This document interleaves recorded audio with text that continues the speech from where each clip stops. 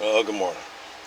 Last night I spent some time getting all these joints soldered together for my firebox flicker light, motor power, the headlight, the reverse light, and the speaker, and all this stuff is actually ready to go together, almost. Got a backup light back here.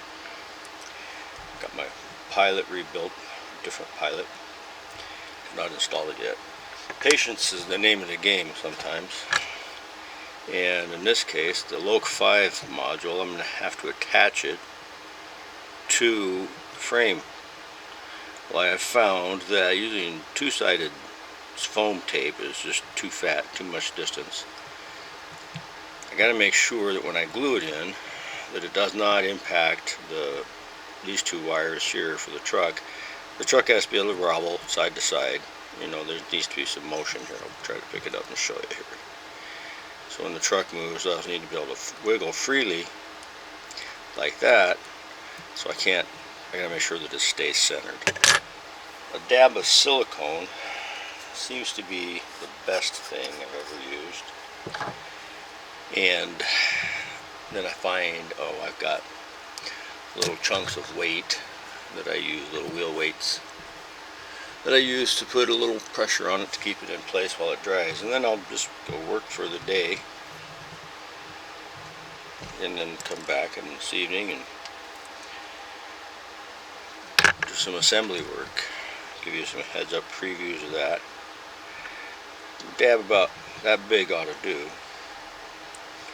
really. And that over there, I dab silicone in this instance. So we'll get my hand out of the way, we'll pick this up, put this dab of silicone right smack in the middle there. Set this down, making sure that these are free here and here. Making sure pretty well centered so that we don't have a problem with that interfering with the wheel movement, the truck movement in there.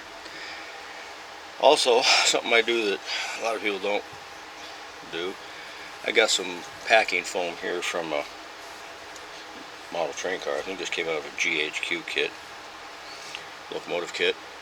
I put a little bit of packing foam behind the speaker, underneath this big speaker. I use a big speaker. I've tried the little box with the flat speakers and stuff, and I don't want to go. I haven't bought a sugar cube. I don't like custom sizes, and I've built some, but all I ever get out of these is crackle and spit. I don't know, doing something wrong, I suppose. So this is an old factory Loksound speaker from their Loc 4s, and I'll cut a piece of that foam board and put it behind it to get it underneath this. One of the tricks I do, or a lot of people do, is I drill a bunch of holes from the co-load to help get the sound out away from the locomotive. So that's pretty much where we're going to go there tonight, later maybe, if I get a chance. I'll also probably get into this thing here some more now. I've got the W3 about ready to go together as well. Got his speaker set up, all his wires in there. It's a far cry different from the old assembly I have here with this Tsunami in that number 12. There, that's got a lot more junk in the way. I'm going to do some unsoldering and rearranging and getting some of the excess wire out of there and the extra resistors that are unnecessary, that I just wasn't intelligent enough to know were unnecessary. Had a comment that a cluttered desk is a sign of something. I'll let you guys decide. This is my Yellowstone project.